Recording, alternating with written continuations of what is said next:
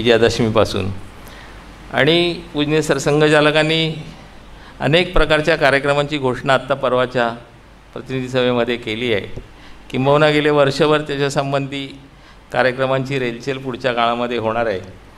त्या सगळ्या कार्यक्रमांमध्ये विशेषतः पंचपरिवर्तनाचं समाज परिवर्तनाचे जे 4-5 बिंदू सांगितलेत, समरसता, कुटुंब प्रबोधन, पर्यावरण, आणखीन असे 5 त्याचे हे वेगवेगळे पैलू सांगितलेले आहेत या सगळ्या गोष्टींमध्ये. तर या सगळ्या ह्याच्यामध्ये आपल्याला सगळ्यांनी योग्य तो सहभाग पुढच्या वर्षभराच्या काळामध्ये आपण सगळ्या सहभागी प्रेक्षकांनी ज्यांना जेवढं जसं शक्य असेल तसा या सगळ्या ह्याच्यामध्ये आपण द्यावा. समाज परिवर्तनाच्या या सगळ्या सहभाग सगळ्यांचा राहावा असे मी आवाहन आपल्या सगळ्यांना करतो आणि या ठिकाणी माझं प्रास्ताविक मी थांबवतो. केमिकल इंजिनिअरिंग पूर्ण केलं आहे. त्यानंतर अखिल भारतीय विद्यार्थी परिषदेचे मुंबईत त्यांनी पूर्णवेळ काम सांभाळलं आहे. परिषदेतील विविध दायित्व त्यांनी पार पाडलं आहे. लहानपणापासूनच संघाचे स्वयंसेवक तसेच कोल्हापुरातील एक प्रसिद्ध उद्योजक आहेत. गोकुळ शिरगाव येथे सूर्या इक्विपमेंट प्रायव्हेट लिमिटेड बरोबर त्यांचे स्वतःचे 4 व्यवसाय आहेत. जनता सहकारी बँक लिमिटेड पुणे या बँकेचे अनेक वर्ष ते संचालक होते आणि सध्या उत्कर्ष समिती कोल्हापूरचे ते अध्यक्ष आहेत. मी आपले कार्यवाह उदयजींना विनंती करतो की त्यांनी गुलाब पुष्प देऊन त्यांचं स्वागत करावं.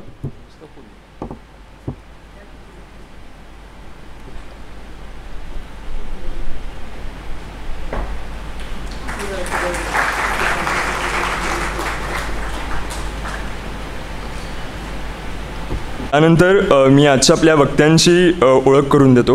प्रफुल्ल प्रदीप केतकर हे राष्ट्रीय विचारांचे विचारवंत म्हणून सुपरिचित आहेत. 2013 पासून ते ऑर्गनायझर या राष्ट्रीय विचारांच्या साप्ताहिकाचे संपादक आहेत.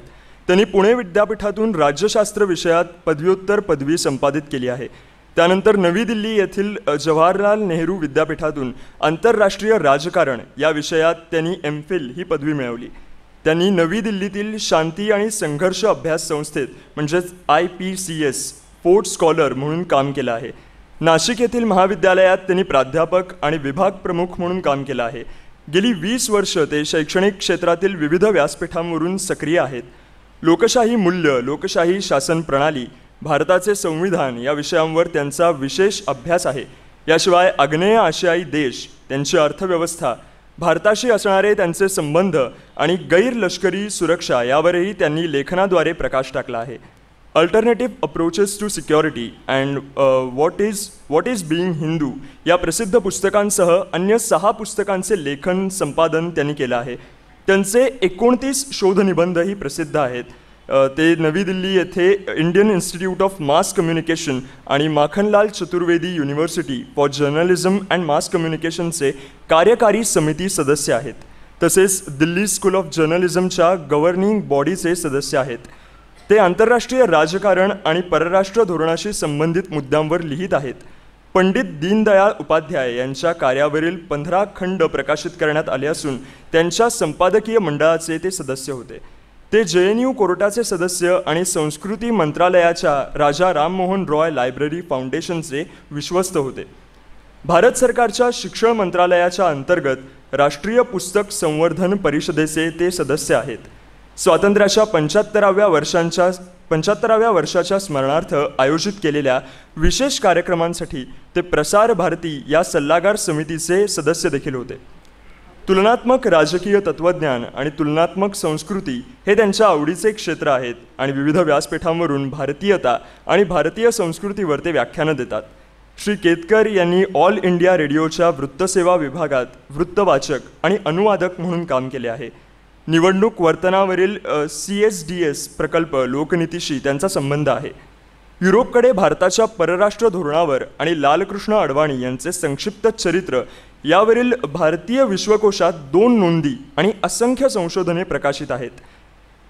त्यांनी भारतीय शिष्टमंडळाचा भाग म्हणून अनेक देशांना भेटी दिल्या आहेत. विशेषतः चीन, म्यानमार, बांगलादेश आणि व्हिएतनाम यांचा यामध्ये समावेश आहे.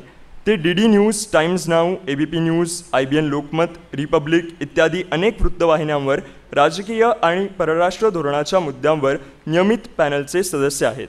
मी देवधरजींना विनंती करतो की आपल्या प्रमुख वक्त्यांचं गुलाब पुष्प आणि आई अंबाबाईची मूर्ती देऊन आपण मनपूर्वक स्वागत करावं.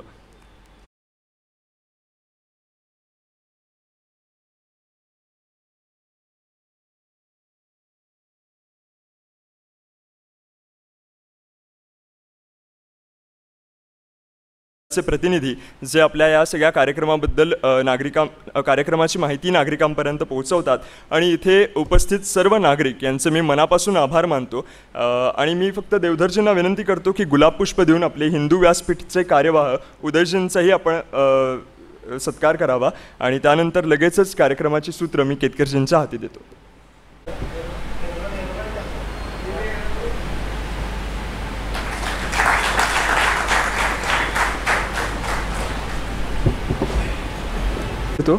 आणि देवधरजी आणि उदयजी आपण स्थानापन्न होऊ शकता.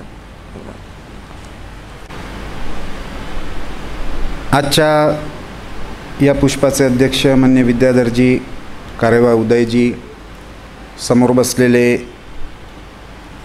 हिंदू व्यासपीठ आणि उत्कर्ष समितीचे अन्य पदाधिकारी, कोल्हापूरच्या ऐतिहासिक नगरीतील सुधीजन, भारतबोध कथ्य की सत्य असा विषय नाही आहे. भारतबोध सत्य, कथ्य आणि सत्य हा विषय आहे, की नाही आहे.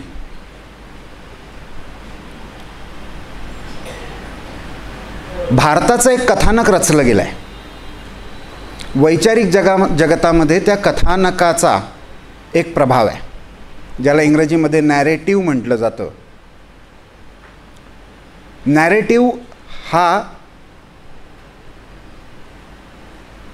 गढावा लागतो आणि हे गढणं हे हिंदीमधलं घडणं आहे, ते मराठीमधलं घडणं नाही आहे. गणना म्हणजे जे नाही आहे ते पण आहे असा विश्वास सत्यरूपाने प्रस्थापित केलं की ते कथ्य होतं. पण ते सत्य असतंच असं नाही, पण आपण मानून चालतो की ते सत्य आहे.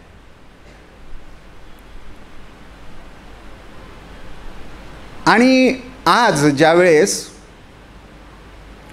डॉक्टर हेडगेवारांच्या नावाने चालणाऱ्या व्याख्यानमालेमध्ये मला वाटतं यावर्षी मला तिसऱ्यांदा समितीने ॲप्रोच केलं. फक्त यावेळेस थोडंसं अगोदर केलं, त्यामुळे मी डेट पहिल्यापासून बुक केली होती. गेल्या 2 वेळेस मला बोलवल्यानंतरही मी येऊ शकलो नव्हतो. डॉक्टरांच्या नावाने आहे आणि डॉक्टरांनी ज्या मूळ विचाराने राष्ट्रीय स्वयंसेवक संघाची स्थापना केली, ते आत्ता संचालकांनी असं म्हटलं त्याचं शताब्दी वर्ष, आणि त्यामध्ये विषय मांडायचा म्हणून मला ज्यावेळेस ओंकारजींनी विचारलं तर मी त्यांना असं म्हटलं की माझ्या दृष्टीने आत्ता सगळ्यात मोठं चॅलेंज हे, ज्याला इंग्रजीमध्ये आयडिया ऑफ इंडिया या नावाने अनेक गोष्टी विकल्या जातात आणि त्यामुळे बौद्धिक वैचारिक जगतामध्ये जे भ्रम निर्माण होतात ते माझ्यासाठी सगळ्यात मोठं चॅलेंज मी बघतो. आणि त्यामुळे भारत असणं म्हणजे काय, आपण ज्यावेळेस भारताची अवधारणा म्हणतो म्हणजे काय, त्या भारताचा राष्ट्रीय विचार म्हणजे काय, त्या भारताचं स्वत्व म्हणजे काय, याची कल्पना मांडत असताना त्याची स्वीकार्यता होत नाही, कारण ते सत्य असून देखील कथ्याचा प्रभाव आपल्या धारणांवर पक्का बसलेला असतो. आणि त्यामुळे जोपर्यंत कथ्य नॅरेटिव्ज हे डिकन्स्ट्रक्ट होत नाहीत, चॅलेंज होत नाहीत, तोपर्यंत सत्य स्वीकारलं जात नाही. म्हणजे आपण आज बऱ्याचदा म्हणतो की राष्ट्रीय विचारांचे लोक इथे पोचलेले आहेत, राष्ट्रीय विचारांचा व्यक्ती इथे आहे, तो संघाचा स्वयंसेवक पण आहे. परंतु प्रत्यक्षात काम करत असताना ते कुठे रिफ्लेक्ट होत नाही. मग मला आश्चर्य वाटतं की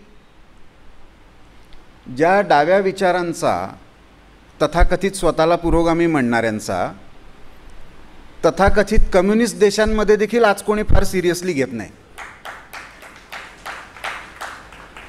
आपणच फार बाऊ करून घेतो. पण तरी देखील म्हणजे कधीही सत्तेत नसताना, जागतिक स्तरावर सगळीकडे नाकारले गेलेले असताना, वैचारिक जगतामध्ये मात्र त्यांचं प्रभुत्व कायम राहतं. हे काय आहे? तर माझं असं म्हणणं आहे की नॅरेटिव्ह बिल्डिंगमध्ये त्यांनी जे एक्सपर्टीज डेव्हलप केलेलं आहे, जे नाही आहे ते आहे. भारताच्या बाबतीतही तसंच झालं आहे आणि हे अचानक झालेलं नाही. पूर्ण इतिहासाची मांडणी भारतासंबंधीची ही अभारतीय दृष्टीने झाली. मी आत्ता फार जुन्या इतिहासांमध्ये जात नाही, पण अगदी साध्या साध्या गोष्टी घ्या. म्हणजे आपण हिंदी भाषिक नसलो तरी देखील त्याच्यावर चित्रपटही बनतो आणि मराठीत बोलताना पण आपण ती म्हण म्हणून वापरतो. काय वापरतो? जो जीता वही सिकंदरच म्हणतात ना मराठीतही. जिंकणाऱ्याला सिकंदर म्हटलं जातं. वास्तविकता काय होती?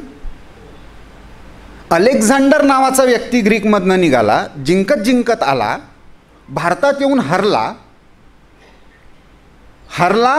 तो इतका निराश होऊन गेला की त्याचे सैनिकही त्याच्याबरोबर परत गेले नाहीत. जाता जाता रस्त्यातच अफगाणिस्तानच्या पुढे मेला पुढच्या 3 महिन्यात. मग जो इथून हारून गेला तो अलेक्झांडर. सिकंदर तर पोरस होता, पुरू राजा होता. जिंकणारा तर पुरू होता. आपण जो जीता वही सिकंदर का स्वीकारलं?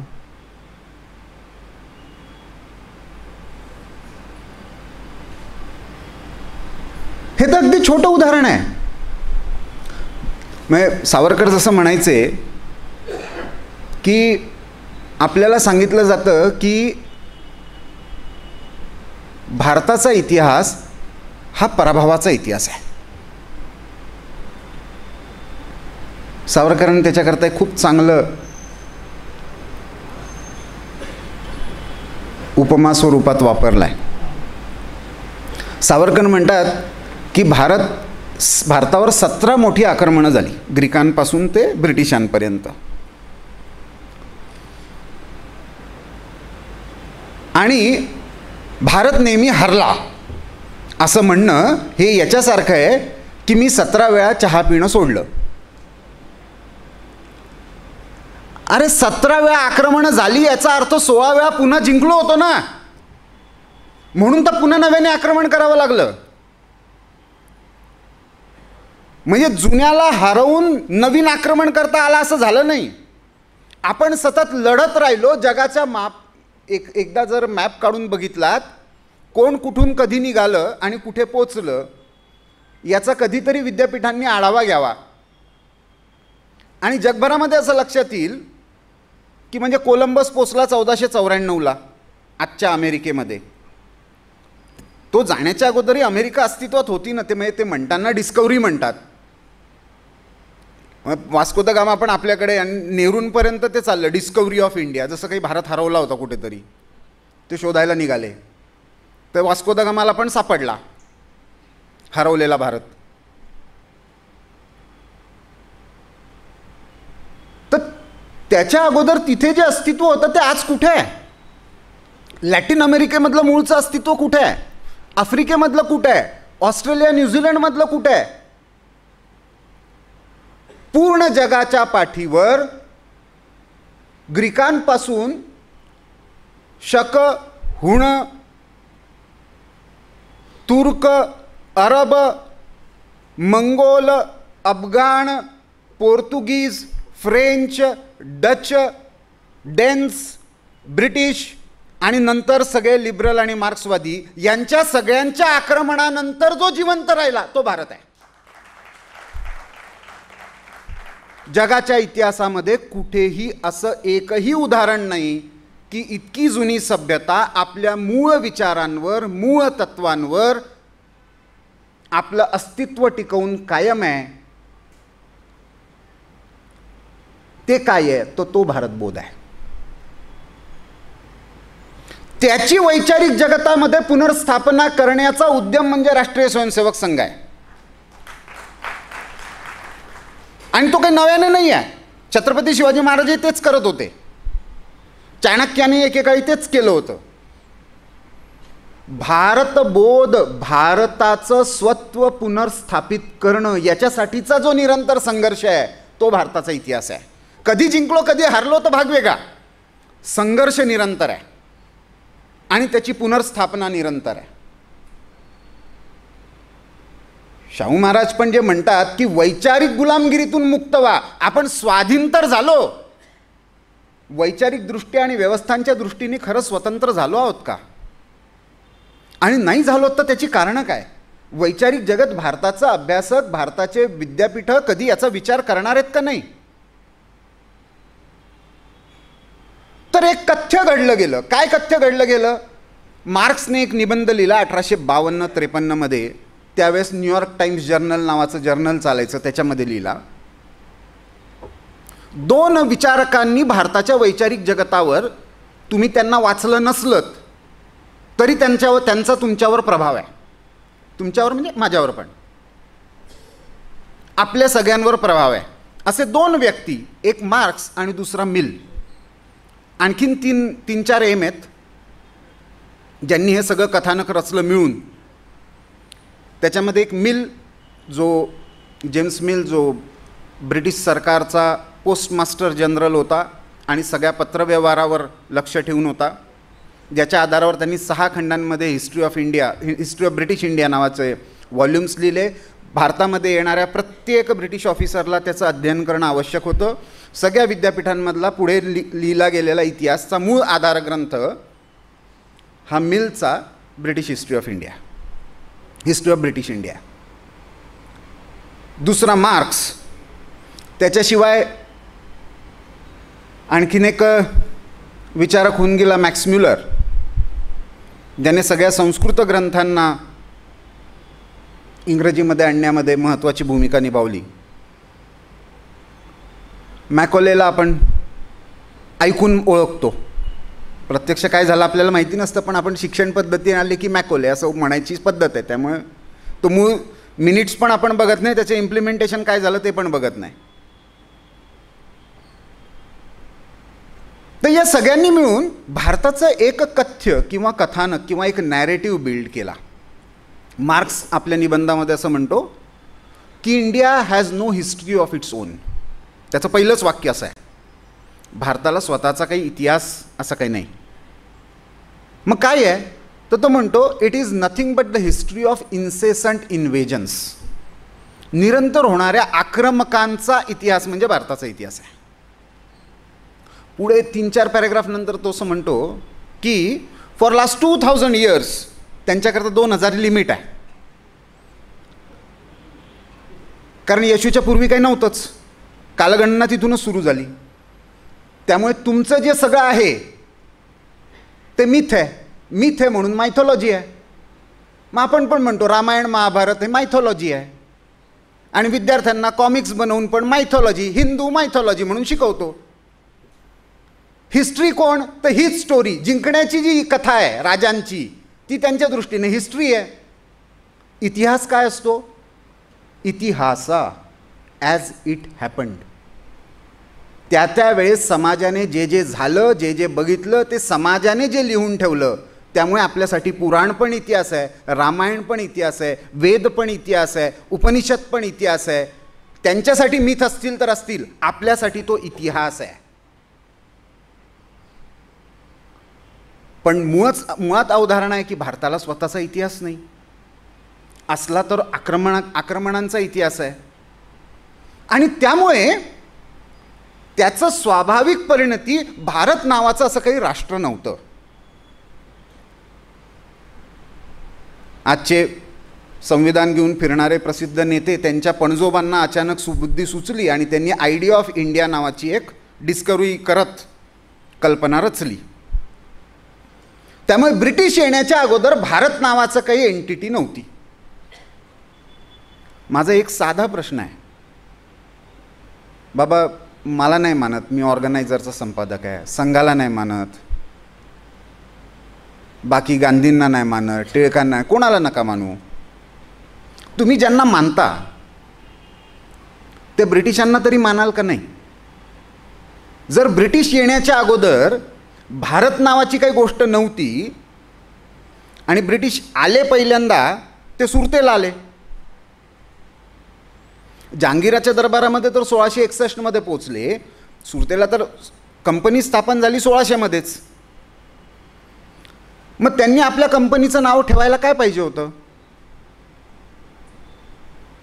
ईस्ट इंडिया कंपनी का ठेवलं जर इंडिया नव्हताच?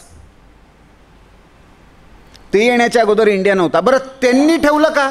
तर असं नाही. 1500 मध्ये त्याच्या 100 वर्ष अगोदर पोर्तुगीजांनी स्थापन केली, तिला पण पोर्तुगीज ईस्ट इंडिया कंपनी नाव दिलं. ते तर कालिकतला आले होते, त्यांनी कालिकत ईस्ट इंडिया कंपनी नाव ठेवायला पाहिजे, कालिकत ईस्ट कंपनी नाव ठेवायला किंवा ईस्ट कालिकत कंपनी नाव ठेवायला पाहिजे होतं. तर ते जेव्हा शोधायला निघाले तेव्हा ते भारताचा शोध घेत होते. एक त्यांना वेस्टमध्ये गेला चुकून तो कोलंबस, त्यामुळे त्याने वेस्ट इंडिज नावाची बेटं शोधली. तिथून पुढे तो अमेरिकेत गेला. तर भारत काहीतरी वेगळा आहे, यांच्याकडे काहीतरी ज्ञानपरंपरा आहे. यांचे व्यापारी आफ्रिकेमध्ये जातात, साऊथ ईस्ट एशियामध्ये बालीपर्यंत जातात, मोठमोठी जहाजं घेऊन जातात, मोठा व्यापार करून जातात. आणि म्हणून ही काहीतरी एक विशिष्ट अशी समाजव्यवस्था आहे जिच्यापर्यंत आपला संदेश पोचला पाहिजे. म्हणून पोप एक चार्टर काढतो, त्याला ट्रीटी ऑफ थेसिडेलस म्हणतात. पोर्तुगीज आणि स्पेन यांच्यामध्ये मध्यस्थी करून पोपने, आणि त्याच्या आधारावर कोलंबस निघतो, त्याच्या आधारावर Roberts, crooks, Vasco the gamma हे सगळे लोक त्या ट्रीटीच्या आधारावर निघतायत शोध घ्यायला. कशाचा शोध घ्यायला? मग अजून एक कथानक रचलं, व्यापारासाठी आले होते. पुन्हा मला नका वाचू, वास्को द गामाची डायरी तर वाचाल का नाही? तर वास्को द गामाने स्वतःची डायरी लिहून ठेवलेली आहे. त्याचं नाव आहे फर्स्ट वोएज, माझी पहिली समुद्र यात्रा. आणि त्याच्यामध्ये वास्को द गामा असं म्हणतो की पोपच्या सांगण्यावरनं माझ्या राजाची चार्टर घेऊन एका ख्रिश्चन राजाच्या शोधार्थ मी भारतामध्ये निघालो. काळी मिरी हातात लागली हा ॲक्सिडेंट होता. व्यापारासाठी तो जे काही घेऊन आलेला होता त्याच्यातली एकही वस्तू विकली गेली नाही माझी, म्हणून मी टॅक्स चुकवून तिथून पळालो. हे स्वतः त्याने लिहून ठेवलं आहे. ते वास्को द गामाला आपण म्हणतो भारताचा शोध लावला.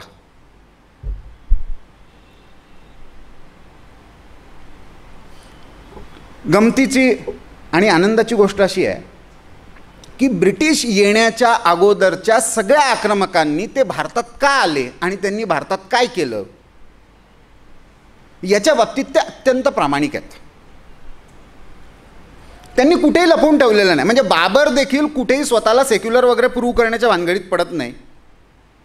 मीर कासिमपासनं औरंगजेबापर्यंत सगळेजण आम्ही हे का करतो आहोत या बाबतीत एकदम स्पष्ट आहेत. कन्फ्युजन सगळे ब्रिटिशांना फॉलो केलेल्या मार्क्सवाद्यांचं आहे, जे औरंगजेबाला सेक्युलर प्रूव्ह करण्यामध्ये लागलेत. तो पक्का एकदम, मी जिजिया का लावतोय, मी मंदिरं का तोडतो, याच्या बाबतीत तो कुठेही आडकाठी ठेवून लपून छपून लिहित नाही. तो आलमगिरी जेव्हा लिहितोय तेव्हा तो स्पष्टपणे लिहितोय की जेलमध्ये असलेल्या व्यक्तीने गुन्हा केलेला असेल पण त्याने इस्लामचा स्वीकार केला तर त्याचा गुन्हा माफ व्हावा. काही त्याच्यामध्ये तो म्हणजे लपून छपून. पोर्तुगीज पण तसेच आहेत. पोर्तुगीजांनी पाडलेली मंदिरं, गोव्यामध्ये केलेलं इन्क्विजिशन, याच्या बाबतीत कुठेही पोर्तुगीज आडकाठी ठेवत नाहीत. पण इंडिका पहिला भारतासंबंधीचा विदेशी लोकांनी लिहिलेला, कारण आपल्याला आजकाल भारतामधल्या सोर्सेसवर विश्वास नाही, त्यामुळे बाहेरचे सगळे सांगतोय. कारण बाहेरनं आलेले की ते खरं असतं असं भारतीयांचं मन झालेलं आहे. मग मला एक जण भेटायला आले आणि ते सांगायला लागले, अहो योगाचा कोर्स करून आले जपानमधनं. काय मानसिकता झाली आपली. मग आपल्या सोर्सेसमधनं काय असलं की ते खरं नसेलच, ते मिथच असेल. त्यामुळे बाहेरचं सांगतोय. तर ज्यावेळेस मॅगस्थेनिस इंडिका लिहिला गेला, इंडिका पहिला ग्रंथ आहे जो ग्रीकांनी संकलित केला, त्यावेळेस तो 7 वर्गांची व्यवस्था, श्रेणी व्यवस्था, त्याला तो श्रेष्ठी किंवा श्रेणी व्यवस्था असं म्हणतोय. बिझनेस क्लासेस ऑफ इंडिया, तिथे कुठेही चातुर्वर्ण्याचा उल्लेख नाही. 7 ग्रेड सिस्टीम ऑफ बिझनेसेस असं त्याने उल्लेख केलेला आहे इंडिकामध्ये. तिथपासून ते जवळजवळ मिलच्या कामापर्यंत आपल्याला एक समान सूत्र दिसतं, जे भारतबोधाचं सूत्र आहे, जे आपण कधीही मूळ संशोधनाकरता वापरलं नाही. ते भारतीयांनी पण लिहिलं, विदेशी आक्रमकांनी पण लिहिलं. काय तर आम्हाला एक प्रकारचा समाज दिसतो ज्याची जीवनदृष्टी समान आहे. मग आपण आत्ता वर्षप्रतिपदा साजरी केली, आपल्याला पण एक नवीन खूळ लागलंय, मराठी राजभाषा, मराठी अभिजात. मग 250 वर्षाचा, फार तर गेलं तर ज्ञानेश्वरांपर्यंत, ते पण प्राकृत मराठी आहे, ते पण काय मराठी नाही आहे. पण अभिजात म्हटलं की जरा ग्रँट वगैरे वाढते, मग त्याला पैसा वाढतो. त्यामुळे भाषिक अस्मिता हे एक नवीन खेळणं ब्रिटिश जाता देऊन गेलेत.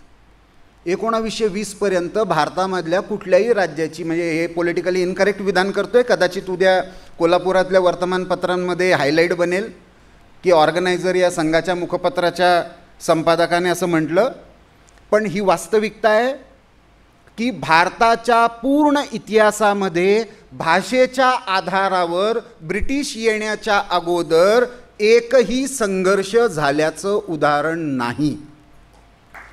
याच्यापेक्षा जास्त भाषा होत्या, याच्यापेक्षा जास्त बोली होत्या. अहो, छत्रपतींचं राज्य पुण्याच्या उत्तरेपासून तर तंजावूरपर्यंतचं, मराठी बोलणारे, कन्नड बोलणारे, तेलुगू बोलणारे, तुळू बोलणारे, तमिळ बोलणारे, मल्याळम बोलणारे, सगळ्या भाषांचे आज अस्तित्वात असलेल्या या सर्व भाषांचे लोक, ते छत्रपती केवळ एक आदेश काढतात, आज्ञापत्र काढतात की माझा रायगडावरनं निघालेला आदेश प्रत्येक 20 कोसावर स्थानिक भाषेमध्ये कळला पाहिजे, त्याचा भाषांतरकार नियुक्त व्हावा. आदेश कळला पाहिजे हो त्याला. भाषिक अस्मितेवर लढायचं. आणि तिथे कोर्टामध्ये काय चाललेलं आहे ते मी म्हणजे सर्वे केला खरंच, सुप्रीम कोर्ट आणि हायकोर्टामध्ये. ते 2 पार्टीज ज्या लढत असतात ना, त्यांना विचारलं की बाबा आज काय झालं तुझ्या डेटला, लढता तर तुम्ही दोघं आहे. ते म्हणतात आमच्या वकिलाला माहिती नाही तर ते न्यायाधीशाला माहिती, आम्हाला एवढंच माहिती आहे की पुढची डेट किती मिळाली आणि वकिलाची फी किती द्यायची, याच्या पलीकडे आम्हाला काय माहिती नाही.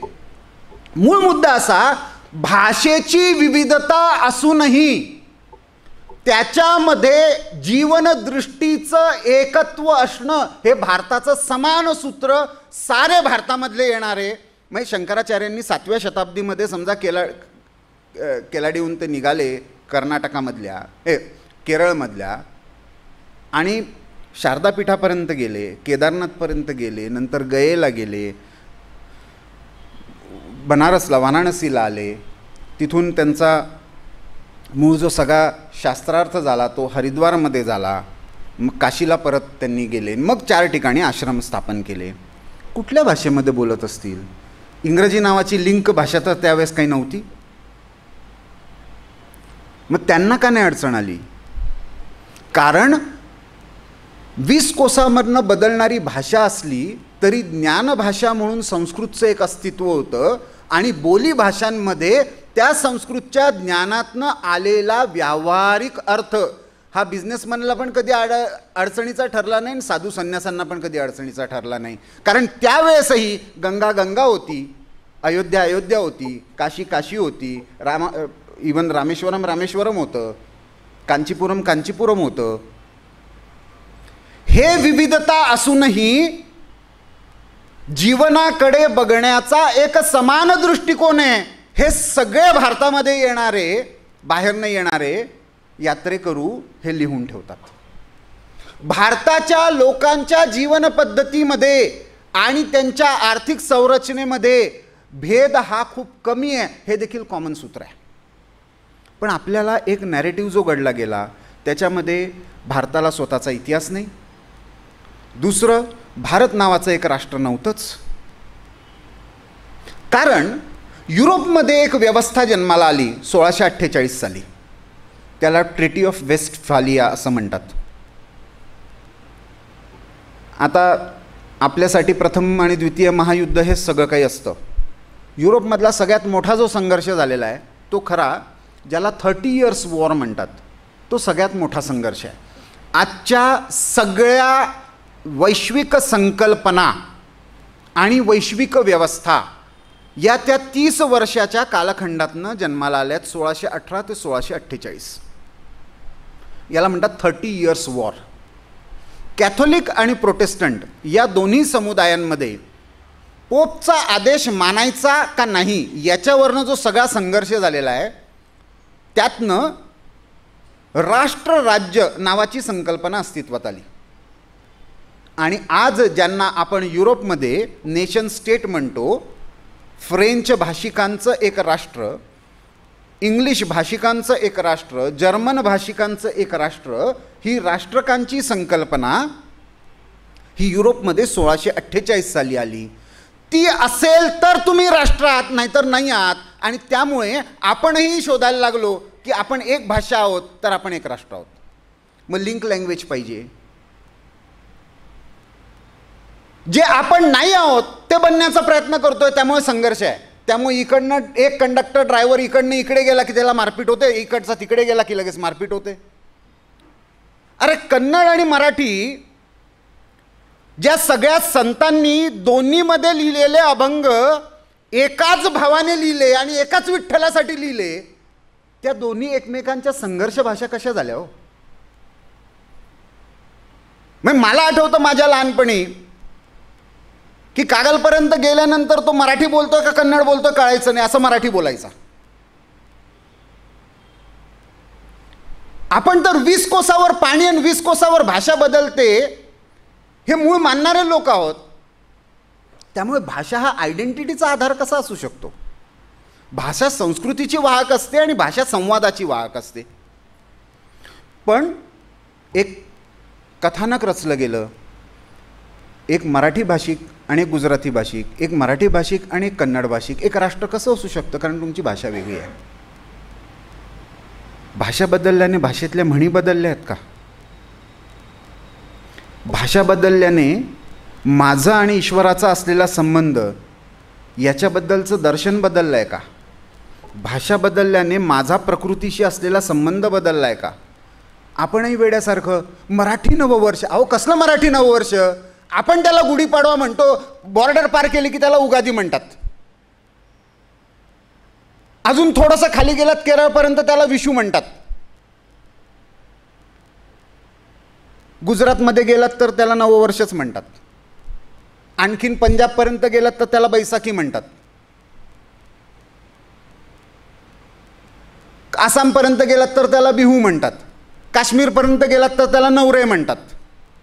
नावं बदलतात हो. तिथल्या न शिकलेल्या माणसाला विचारा, बाबा तू का बरं साजरा करतो रे.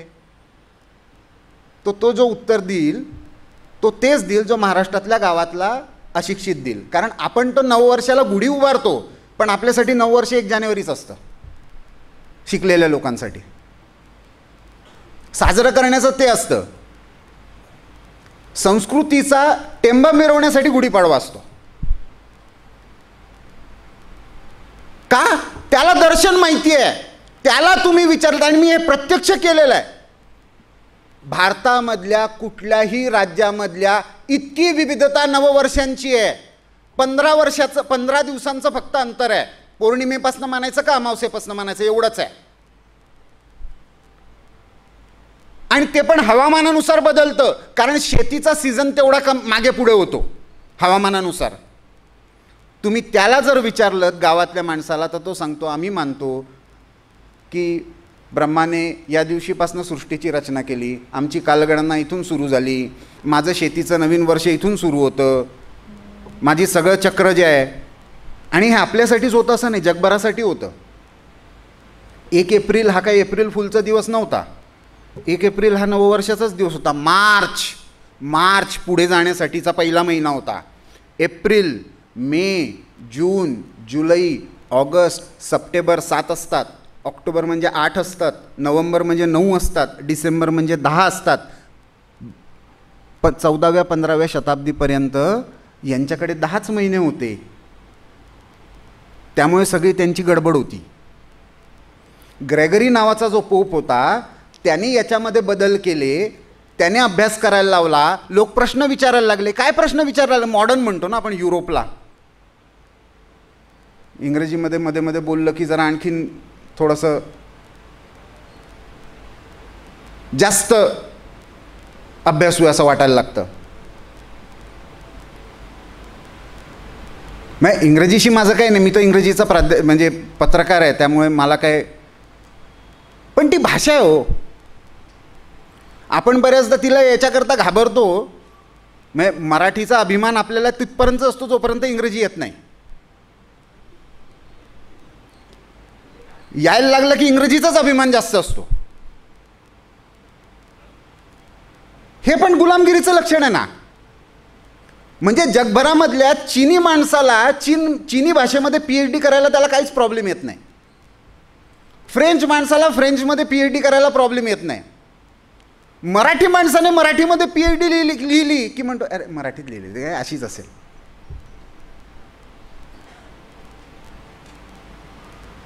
का? आपण आपला भारतबोध गमावला. भारतबोधाचं एक जे कथानक आयडिया ऑफ इंडिया नावाने आपल्याला विकलं गेलं, तो इंडिया म्हणजे एक जॉग्रफिकल आयडेंटिटी जी ब्रिटिशांनी एकत्र आणली. त्याच्या अगोदर आणली तर फार तर मोगलांनी आणली. त्याच्या अगोदर तर आपण एकमेकांशी लढत होतो. आपल्याला एक राष्ट्र म्हणून स्वतःची काही ओळख नव्हती. भारतावर आक्रमणांचा इतिहास आहे. त्यामुळे आर्यांपासून ब्रिटिशांपर्यंत आलेले सगळे हम बुलबुले है इसकी ये गुलसिता हमारा. बुलबुले येतात, तिथे जे आवश्यक आहे ते खातात, उडून जातात. आम्ही इक्बाल लिहिलं, उडून गेलो, पाकिस्तान मागून गेलो.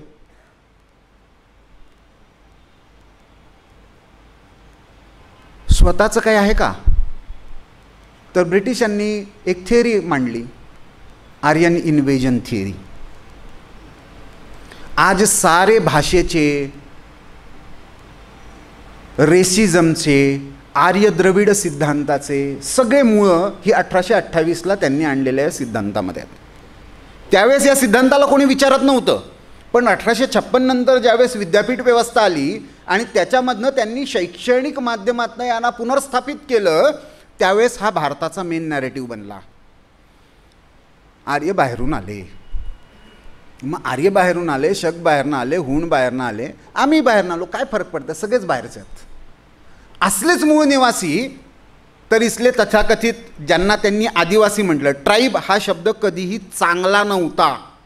म्हणजे आज लोकांना बऱ्याचदा असं वाटतं की शेड्यूल्ड ट्राईब म्हटलं म्हणजे आम्ही ट्रायबल आहोत म्हटलं की हा अभिमानाचा विषय आहे. नाही, ट्राईब म्हणजे तुम्ही असभ्य आहात या अर्थाने ट्राईब हा शब्द इंग्रजीमध्ये वापरला गेला.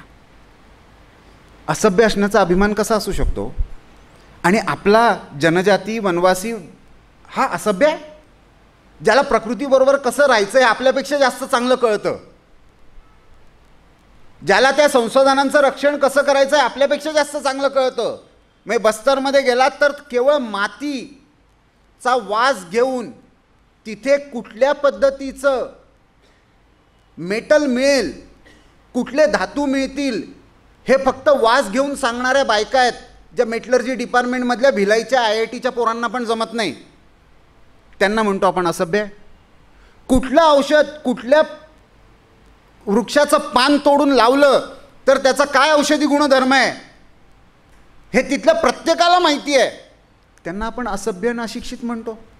आणि काय म्हणतो? मेनस्ट्रीम करायचं हो त्यांना. कोण आपण मेनस्ट्रीम करणार आहे?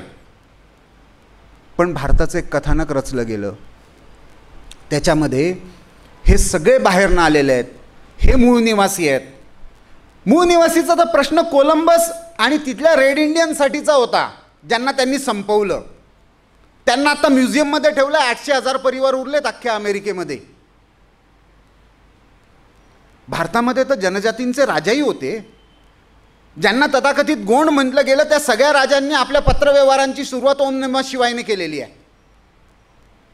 बडा देव आणि बडा बाबा हे सगळ्या भारतीय बोलींमध्ये महादेवासाठी, भोलेनाथासाठी, शंकरासाठी असलेले कॉमन शब्द आहेत सगळ्या जनजातींमध्ये. एकही जनजातीमधलं स्वतःबद्दलचं कथानक असं नाही की जे कैलास आणि कन्याकुमारीला आपल्याशी जोडत नाही. कैलास कुठे बघा आणि कन्याकुमारी कुठे बघा, तो भारताचा भारतबोध आहे.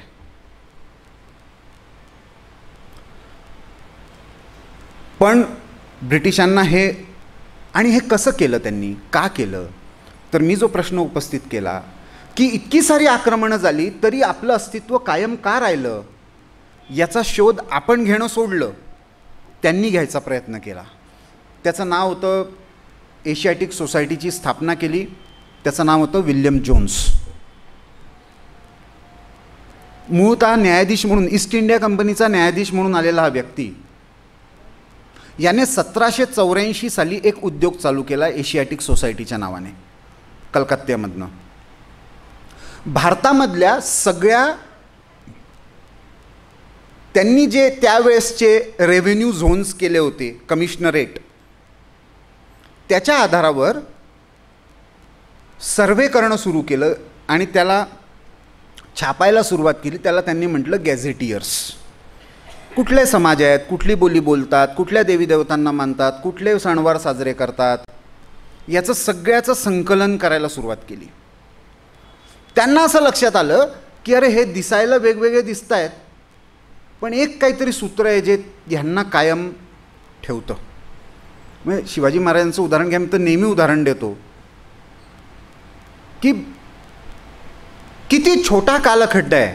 म्हणजे वर्षांचे विवाद आत्ता बाजूला ठेवूया, जे स्वीकार्य आहे त्याच्यामध्ये असं मांडलं की 1627 ते 1680 हा कालखंड जरी मानला तरी एवढं कमी वर्षाचं आयुष्य आहे, 53 वर्षाचं.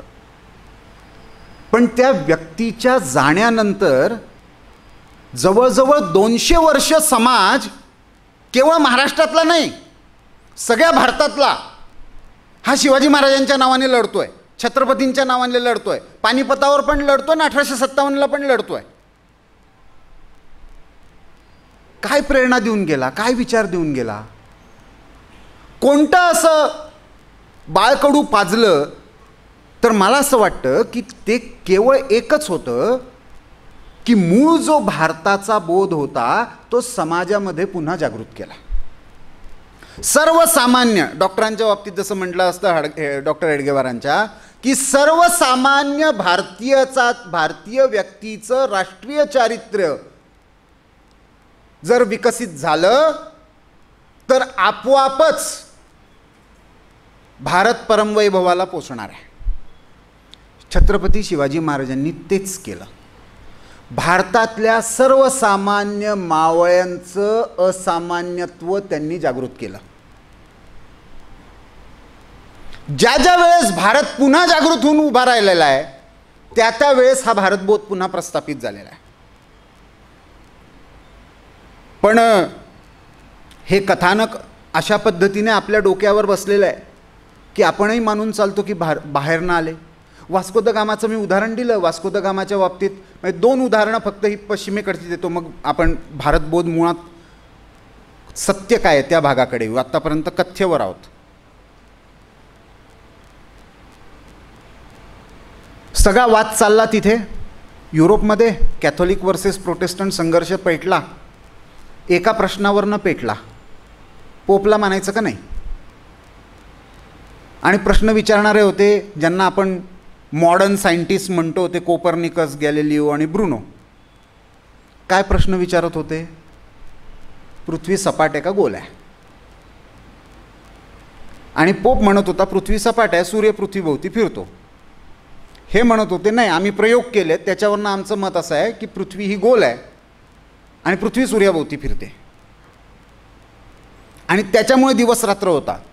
कालगणनेची सगळी गडबड त्यांना लक्षात आली ती या एका प्रश्नामुळे आली. मला प्रश्न विचारण्याचा अधिकार आहे हे त्यांच्यासाठी पहिलं हे होतं. तोपर्यंत प्रश्न विचारण्याचाच अधिकार नव्हता, पाप मानलं जायचं.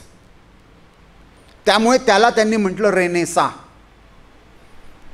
पुनर्जागरण. कारण त्याच्या अगोदर अंधकार युग होतं त्यांच्याकरता. आपणही शोधायला लागलो अंधकार युग कुठे होतं. कारण कालगणना मोजण्याची पद्धत झाली एन्शंट, मेडिएवल, मॉडर्न.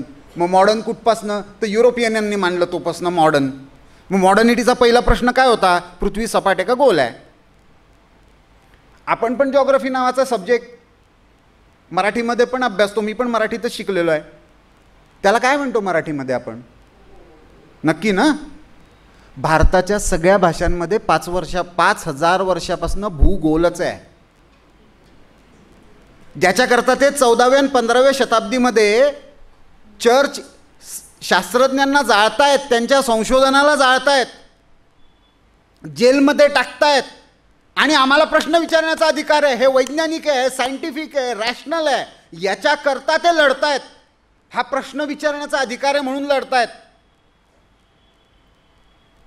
त्याला आपण म्हणतो मॉडर्न आहे. तो वराहमिहिर बिचारा सगळी सूत्र सगळ्या ग्रहांची लिहून गेला आणि त्या आर्यभट्ट लीलावतीमध्ये सगळ्या ग्रहांमधल्या अंतरांचं मॅथमॅटिकल कॅल्क्युलेशन मांडतात. त्यांना शिकवलं की म्हणतो आपण सॅफ्रनायझेशन आहे.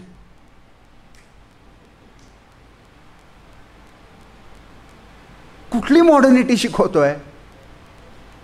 तिथले प्रश्न वेगळे आहेत. कारण तिथे एक धर्मसत्ता आहे जी राजसत्ता बनली होती. त्यामुळे तिथले वैचारिक जे प्रश्न निर्माण झालेले आहेत, समाजाचे जे प्रश्न निर्माण झालेले आहेत, सगळा फेमिनिझमचा डिस्कोर्स हा युरोपमधला एक मूळ याच्याकरता आहे जो 1998 पर्यंत त्यांचा संघर्ष चाललाय. स्त्रीचं स्वतंत्र अस्तित्व आहे का नाही, स्त्रीला आत्मा आहे का नाही. आणि हे त्यावेळेसही मॉडर्निटीच्या नावाखाली चर्चने मानलेलं नाही, युरोपने मानलेलं नाही. ज्यावेळेस मदर तेरेसाला सेंटहूड देण्याची वेळ आली तर संत होण्यासाठी पहिले आत्मा आहे असं मानावं लागतं, म्हणून आत्मा असू शकतो महिलेमध्ये. नाहीतर महिला तर ॲडम आणि ईव तर ॲडमच्या एंटरटेनमेंटसाठी होती, त्यामुळे तिला स्वतंत्र अस्तित्व कुठं आहे. पुन्हा या मंचावरनं पॉलिटिकली करेक्ट आहे का नाही माहिती नाही, पण मी जे बायबलमधलं तेच सांगतो आहे. ओल्ड टेस्टामेंटमध्ये त्याला करमत नव्हतं, त्यामुळे त्याच्या बरगड्यांपासून जे एक नवीन जीव निर्माण केला त्याच्या एंटरटेनमेंटसाठी ईश्वराने, त्याला ईव नावाचं नाव दिलं. पाप तिने केलं फळ खाण्याचं, त्यामुळे सगळ्या दुःखांचं मूळ ती आहे. मग आपल्याकडे पण शोधा, मग ते कधी सीतेमध्ये शोधा, कधी द्रौपदीमध्ये शोधा. मग रामायण महाभारताचं इंटरप्रिटेशन व्हायला लागतं. मूळ कोणामध्ये, कुंती का द्रौपदी, तो पुन्हा तोच प्रॉब्लेम आहे. पण सगळा फेमिनिझमचा जो संघर्ष आहे तो केवळ मतदानासाठीचा नाही आहे, केवळ रोजगारासाठीचा नाही आहे. तो अँटी मेन पण नव्हता, तो मूळतः अँटी चर्च होता.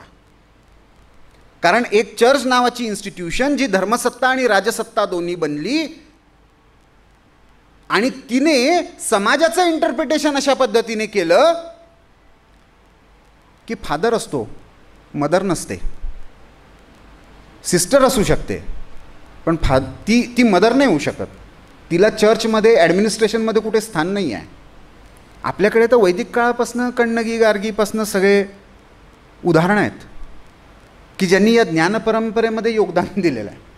आणि त्यातनं मग आणखीन एक कथ्य रचलं गेलं. भारतामध्ये महिलांना स्थान नव्हतं, सगळ्या सती जायच्या.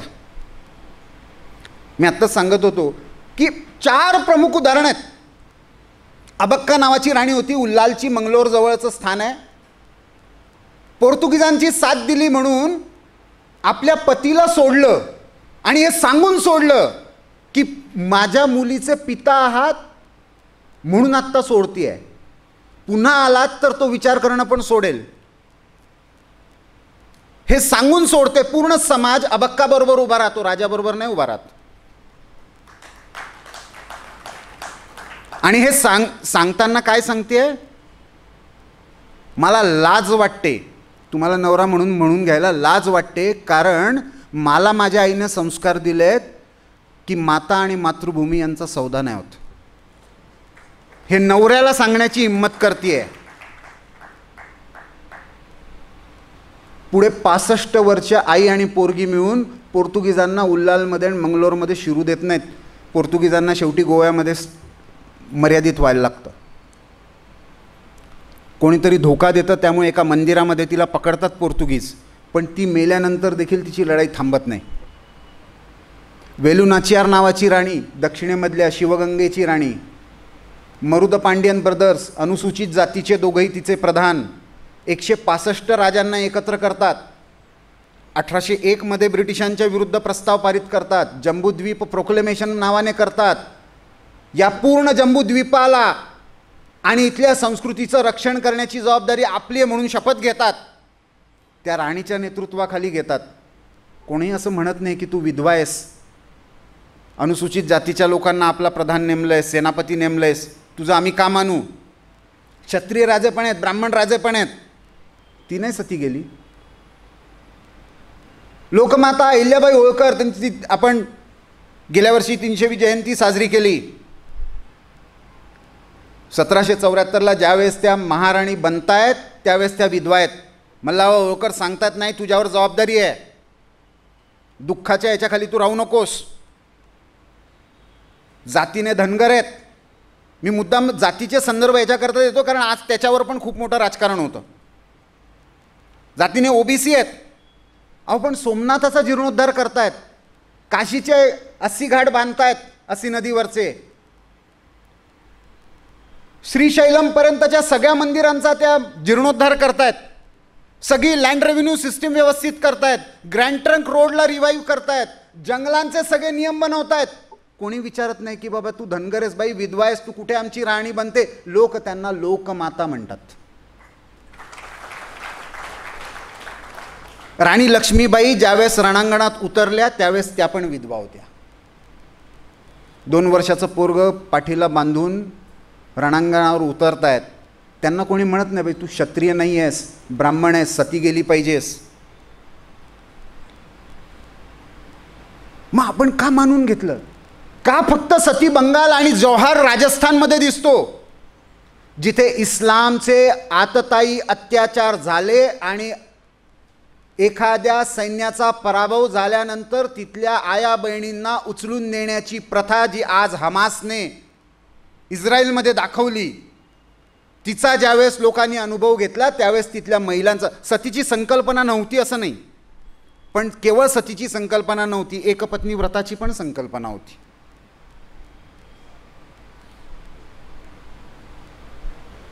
मग आपण का स्वीकारलं की सगळ्या महिला, अरे सगळे शिक्षणाचे, धर्मपालजींना वाचा, ब्रिटिशांनी रेकॉर्ड करून ठेवलेले आहेत. मी जे विल्यम जोन्सच्या याचं उदाहरण दिलं त्याच्यामध्ये तो 1799 पासून ते 1832-34 पर्यंतचे सगळे रेकॉर्ड्स त्यांनी मेंटेन केलेले आहेत ब्रिटिश आर्काइव्हजमध्ये.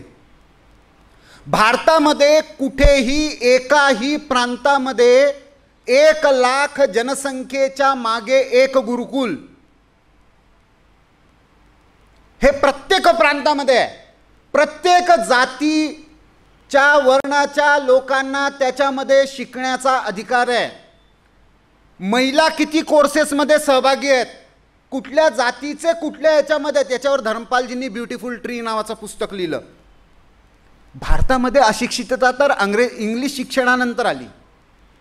त्याच्या अगोदर ज्याला आज आपण सेक्युलर किंवा व्यावसायिक शिक्षण म्हणतो, ते व्यावसायिक शिक्षण तर सगळ्यांकरता होतं. वैदिक गुरुकुलामध्ये कदाचित बहुसंख्य ठिकाणी ब्राह्मणांकरता शिकण्याचे अधिकार होते, पण याचा अर्थ कोणालाही शिक्षणाचा अधिकार नव्हता असं नव्हतं. कारण भारतामधली शिक्षण व्यवस्था ही स्किल बेस्ड होती, कौशल्यावर आधारित होती आणि त्याची एक सुनियोजित व्यवस्था प्रत्येक समाजाने आपल्या स्वबळावर केली होती. जिथे कमी असेल तिथे सरकार किंवा राजा हस्तक्षेप करायचं, नाहीतर समाजाने स्वतः चालवायचं. त्यामुळे आपलं शिक्षण स्वायत्त होतं, त्या समाजाच्या आवश्यकतेंवर आधारलेलं होतं, हे ब्रिटिशांनी ओळखलं. त्यामुळे भारताला संपवायचं असेल तर भारताचं ज्ञान परंपरा संपवली पाहिजे आणि शिक्षणाची व्यवस्था संपवली पाहिजे. ती संपवायची असेल तर मंदिरांची व्यवस्था संपवली पाहिजे, कारण भारतामध्ये मंदिरं ही कधी केवळ उपासनेचं केंद्र नव्हती. भारतासाठी मंदिरं ही काही चर्चसारखं नव्हतं की कुठल्या तरी एका दिवशी एकत्र येऊन प्रार्थना करा फक्त. भारतासाठी मंदिरं ही समाज केंद्र होती, ती बँकिंग व्यवस्था पण होती, ती स्वास्थ्य केंद्र पण होती, ती शिक्षणाची व्यवस्था पण होती, ती समाजाचा वार्षिकोत्सव मनवण्याचं पण केंद्र होतं.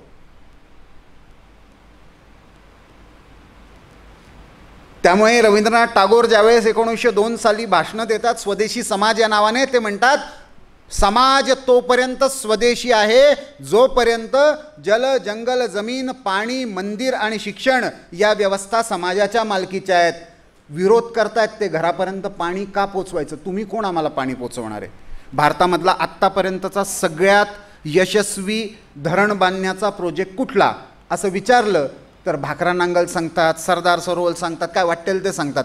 अहो, सगळ्यात मोठा आधुनिक पद्धतीचं धरण बांधण्याचा पण प्रोजेक्ट जो यशस्वी झाला तो म्हैसूरच्या राजाने केला, कृष्णासागर डॅम नावाने केला. विश्वेश्वरय्या त्याचे इंजिनियर होते.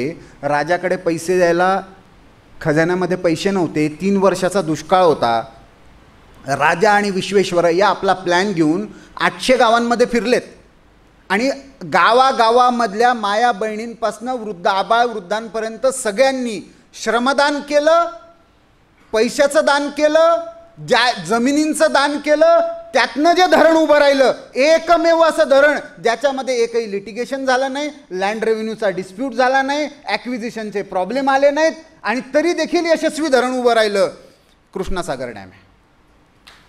आपल्या ज्ञानपरंपरेचा आज कुठे संदर्भामध्ये पण नाही. भारतामध्ये जे असरकारी होतं तेच असरकारी होतं, असरकारी होतं ते असरकारी होतं. आता सरकार मायबाप झालं आहे, त्यामुळे आपल्याला पण वाटतं शिक्षण झालं, सरकारने बदल नाही केले. अहो, पहिले ज्ञानाची उपासना समाजाला करावी लागते, ब्रिटिशांनी ती केली, त्यातनं भारताचं कथानक रचलं. मग ते जर नव्हतं तर मग भारताचा मूळ बोध काय आहे, तर भारताचा मूळ बोध जसं मी म्हटलं की विविधता असूनही त्यातनं एकत्वाची अनुभूती करणं. भारत हा केवळ रिसर्चचा विषय नाही. मी इंग्रजीमध्ये नेहमी लिहितो, Bharat is not a matter of research, Bharat is a matter of realisation. संशोधनाचा नाही, अनुभूतीचा विषय आहे. ती अनुभूती तुम्ही जेव्हा भारताचा ज्यांनी स्वजागृत केलं त्यांनी एकदा तरी भारताचं भ्रमण केलं. तुम्ही कोणी घ्या, चाणक्यापासनं शंकराचार्यांपासनं ते विवेकानंद गांधींपर्यंत कोणाचंही उदाहरण घ्या, तो भारत फिरायला लागला त्यावेळेस लक्षात आलं की यार आपण जे ज्ञान आपल्यापर्यंत होतं ते व्यर्थ आहे. तर मला कुंभमध्ये खूप वेगळा अनुभव आला. रात्री उशिरा पोचलो, ट्रेन लेट झाली, चालायला लागलो, जी गाडी मला घ्यायला येणार होती ती काय पोचण्याची शक्यताच नव्हती. आणि एक बाई 65 वर्षाची डोक्यावर आपलं घेऊन चालत होती, त्याबरोबर चालायला लागलो. मग बोलता बोलता त्यांना म्हटलं की किती वेळ चालणार, काय हे त्रास नाही झाला का काय. त्यांचं सिंपल होतं, नाही दादा त्रिवेणीवर जायला आलो आहे तर एवढे तर कष्ट घेतले पाहिजे, ते कष्ट नाही घेतले तर ते डुबकीचं पुण्य कसं मिळेल. आणि बाजूला चालणारा हॉर्न वाजवतोय कारण त्याला गाडी तिथपर्यंत घेऊन जायची आहे. ते करण्याची साधना करण्याची मनोवृत्ती नाही आहे, पण पुण्य पाहिजे आहे. आपली समस्या ती झाली आहे. भारताचं मूळ केवळ क्रिया नाही आहे, केवळ विचार नाही आहे. क्रिया हे केवळ करणं असतं. त्या क्रियेच्या ज्या वेळेस आपण पलीकडे जाऊन समाजामध्ये त्याचा दुसऱ्यांसाठी उपयोग करायला लागतो तेव्हा ते कर्म होतं. त्याचं फल घेतो नाही घेतो तो भाग वेगळा, पण ते कर्म होतं, कारण आपण दुसऱ्यांसाठी करतो. आणि समाज ज्यावेळेस मिळून ते करतो त्यावेळेस तो समाजाचा यज्ञ होतो. भारतामध्ये ही परंपरा करणं, कर्म आणि त्याच्यातनं यज्ञ ही निरंतर चालत राहिली, म्हणून भारत जिवंत राहिला.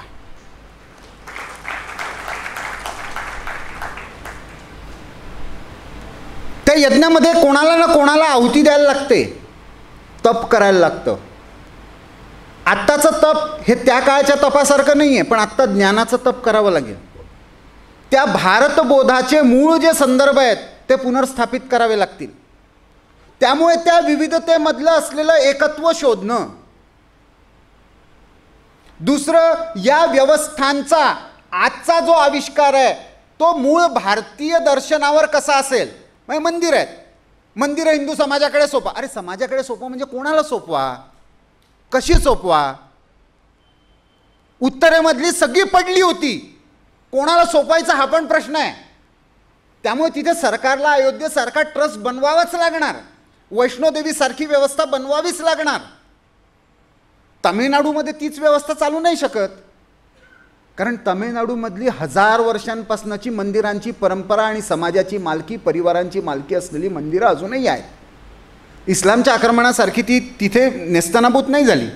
त्यामुळे त्यांच्या व्यवस्थांचा विचार वेगळा करावा लागेल आणि काही समाज आणि सरकार यांच्या सहयोगातनं करावी लागतील, प्रत्येकाचं मॉडेल. पण मूळ दर्शन, मंदिर म्हणजे केवळ उपासनेचं केंद्र नाही, मंदिर म्हणजे समाजाचं केंद्र. हा मूळ विचार कसा प्रस्थापित करता येईल याचा विचार होणं, त्याचा शोध घेणं, त्याचे मूळ संदर्भ शोधणं. तिसरा महत्त्वाचा मुद्दा भारतबोधचा, भारतबोधाचं मूळ तत्व हे राजकीय लोकतंत्राचं नाही. भारतबोधाचं मूळ तत्व हे आर्थिक लोकतंत्राचं पण नाही. भारतबोधाचं मूळ तत्व हे आध्यात्मिक लोकतंत्राचं आहे. Spiritual democracy is the basis of idea of Bharat. Bharat एकमेव अशी सभ्यता आहे पूर्ण विश्वामध्ये जिथे प्रत्येकाला आपला ईश्वर शोधण्याचा अधिकार आहे, नवा ईश्वर घडण्याचा अधिकार आहे. जीवित व्यक्तीला गुरु मानून ईश्वराप्रमाणे त्याची पूजा करण्याचा अधिकार आहे. स्वतःला ईश्वर घोषित करण्याचा अधिकार आहे. मी चर अचर सगळ्यांमध्ये ईश्वर बघतो म्हणून सगळ्या गोष्टींची पूजा करण्याचा अधिकार आहे. आणि मी ईश्वराला मानतच नाही असं पण म्हणण्याचा अधिकार आहे. पण त्याच्याकरता कोणी कोणाला जाळत नाही, मारत नाही, दगडं फेकत नाही, स्टोन पेल्टिंग करत नाही. हे फक्त पृथ्वीच्या पूर्ण पटलावर केवळ भारतात शक्य आहे. हा भारताचा USP आहे. इस्लामबद्दलचा सगळा संघर्ष छत्रपती शिवाजी महाराजांना औरंगजेबाशी संघर्ष हा व्यक्तिगत नव्हता, विचारांचा होता. मूळ विचार काय होता तर दत्तोपंत ठेंगडी जसं म्हणायचे की सगळा संघर्ष ही आणि भीचा आहे. मेरा ही सही और मेरा भी सही. भगवान बुद्धांनी म्हटलं की हे वैदिक यज्ञ परंपरेमध्ये झालेला जो ऱ्हास आहे तो बाहेर काढायचा असेल तर अप्पदीपो भव. स्वतः दीप बनून शोध घ्यावा लागेल. त्या कर्मकांडामध्ये अजून चालणार नाही. त्या भगवान बुद्धांना आपण विष्णूचा अवतार मानलं, भगवान मानलं. सगळ्यात मोठी क्रांती होती भारतामधली ती. त्याचा जेव्हा अतिरेक व्हायला लागला, विहारांमध्ये झगडे व्हायला लागले, अफगाणिस्तानपर्यंत अहिंसेचा अतिरेक झाला आणि इस्लामच्या आक्रमणाला बौद्ध मत जेव्हा पुरेसं पडू शकलं नाही त्यावेळेस मग शंकराचार्यांनी पुन्हा वैदिक हिंदू धर्माचा नव्या पद्धतीने रिवायवल केलं. ही भारताची परंपरा राहिली आहे. जे नवीन आलं ते स्वीकारलं. नाकारलं नाही. अडचण कुठे आहे? माझाच ईश्वर सही, माझाच प्रेषित सही, माझंच पुस्तक सही आणि ते सगळ्यांवर मी लादीन, हा प्रॉब्लेम आहे. संघर्ष याच्याशी होता. ज्या दिवशी आपण म्हणू की सगळेजण मानायला लागतील की नाही ठीक आहे बाबा तुझा पण असू शकतो, आपण मानतोच ना. मग आपल्या घरांमध्ये जेवढे व्यक्ती असतात त्यांच्या प्रत्येकाच्या इष्टदेवता, मग एक कुलदेवता असते पण इष्टदेवता वेगवेगळी असते. आणि समजा आणखीन एखादी नवीन आली, म्हणजे 80च्या दशकामध्ये संतोषी माता चित्रपटाच्या माध्यमातून अचानक मोठी झाली, तर घराघरांमध्ये पण बायकांच्या व्रतांमध्ये आली, ते संतोषी मातेला पण थोडीशी जागा आपण दिली. एखादा कोणीतरी नवीन गुरु येतो त्याला पण आपण जागा देतो थोडीशी देवाऱ्यामध्ये. आपल्याला काय अडचण होते का? ही भारताची ताकद आहे, भारताची कमजोरी नाही. त्यामुळे आपल्याला एक म्हणजे गोव्यामध्ये येशूची आरती होते, मग पोपला कळलं तर चक्करून पडेल, पण खरंच आहे. आणि अगदी जशी गणपतीची आरती होते तशी येशूची आरती होते. मग सगळ्यात मूळ तत्व होतं, आयडॉल्ट्री मानायची नाही, मूर्तीपूजा मानायची नाही आणि बहुईश्वरवाद मानायचा नाही. हे तर मूळ तत्व होती, ज्याच्या आधारावर सगळं ब्रिटिशांनी इथे सगळं आपल्याला सभ्य करण्याचं घाट घातला. पण हे करता करता त्यांना लक्षात आलं की हे सगळं वेगळं आहे. त्यामुळे स्पिरिच्युअल डेमोक्रेसी हे आपलं तिसरं तत्व. आणि सगळ्यात महत्त्वाचं,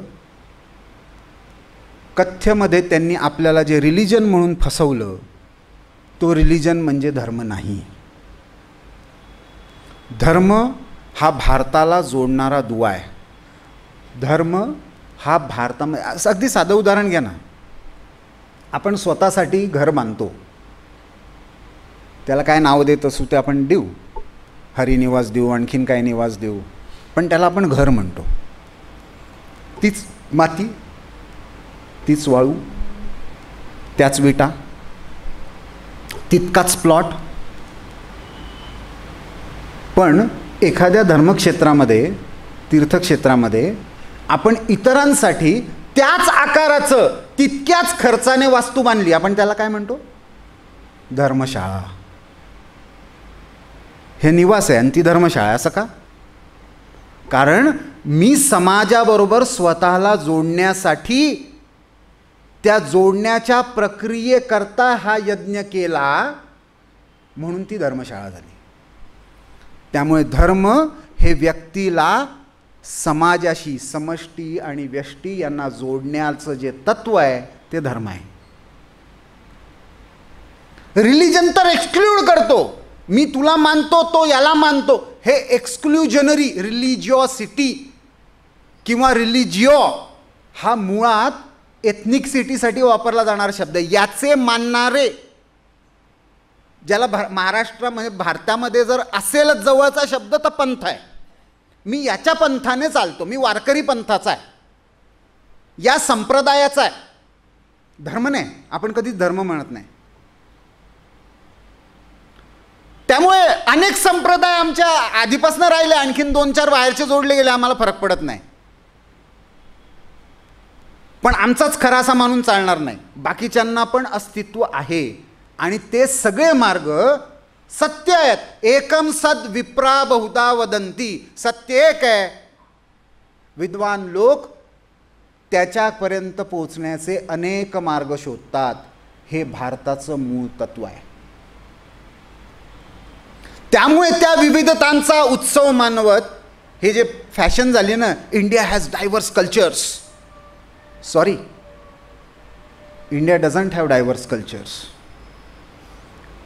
India has a unique culture that celebrates diversity. एक अशी संस्कृती जी विविधतेचा उत्सव मनवते आणि एकत्वाची अनुभूती करते, तो भारतबोध आहे.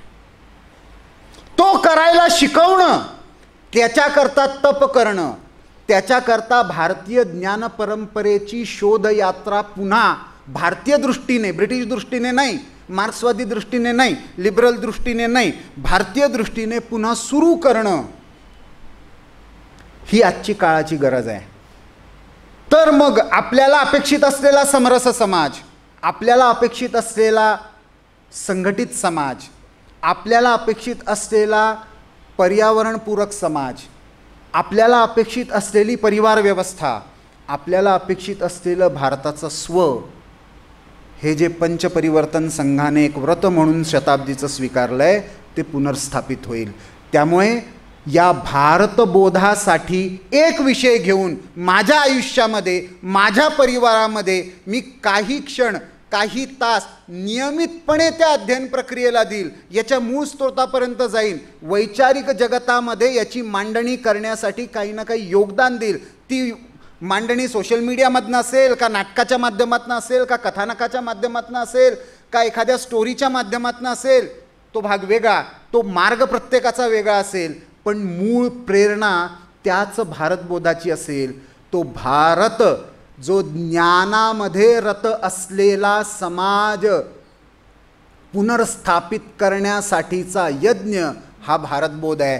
तो भारतबोध आपल्या प्रत्येकाला, डॉक्टरांच्या भाषेत सांगायचं तर याची डोळी याची देहा व्हावा आणि ते करण्याची आपल्या सगळ्यांना प्रेरणा मिळावी, हे या व्याख्यानमालेच्या निमित्ताने भारतमातेच्या चरणी प्रार्थना करतो आणि माझी वाणी थांबवतो. धन्यवाद. I don't ever slow up, no I don't take shit. I got no love for the fakeness. If you wanna play tough and wanna hate this, I'll always show up. I don't ever slow up, no I don't take shit. I got no love for the fakeness. If you wanna play tough and wanna hate this, I'll always show up and make a statement. I don't ever slow up, no I don't take shit. I got no love for the fakeness. If you wanna play tough and wanna hate this, I'll always show up and make a statement. Everything I do so instinctive and so passionate. Every word I move so descriptive like an adjective. I got a vendetta against people who patented being negative when you should be getting after it.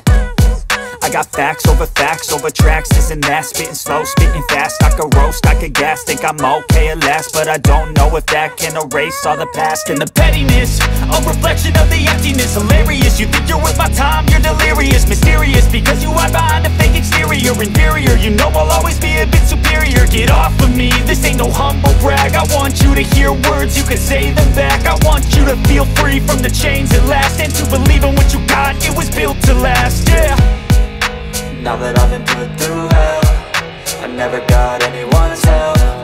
I had to do it all myself. I don't ever slow up, no I don't take shit. I got no love for the fakeness. If you wanna play tough and wanna hate this, I'll always show up and make a statement. I don't ever slow up, no I don't take shit. I got no love for the fakeness. If you wanna play tough and wanna hate this, I'll always show up and make a statement. Gonna learn the consequence of being incompetent. Mental health is confidence, dreams and some honestness. I'm not here to save the day, that's for you to take away. I could play a million mind games, but instead I say something not illogical, something that is topical. Rub it on and watch it go, make yourself unstoppable. Dreams are irresponsible, but they're always possible. If you just believe, you could be so remarkable. Thoughts in my head, a collage and they spread. I'll be great one day, going off of my meds. No I'm not giving up, no I'm not giving in. I will make it to the top, taking off in the wind. I gotta make it, I'm saving every day to taste it. I'm patient, but my mind, it can hardly take it. I'm chasing a dream that I've had for several ages. A vacant, modern kingdom for the taking. Now that I've been put through hell, I never got anyone's help. I had to do it all myself. I don't ever slow up, no I don't take shit. I got no love for the fakeness. If you wanna play tough and wanna hate this, I'll always show up and make a statement. I don't ever slow up, no I don't take shit. I got no love for the fakeness. If you wanna play tough and wanna hate this, I'll always show up and make a statement. I don't ever slow up, no I don't take shit. I got no love for the fakeness. If you wanna play tough and wanna hate this, Sukhiya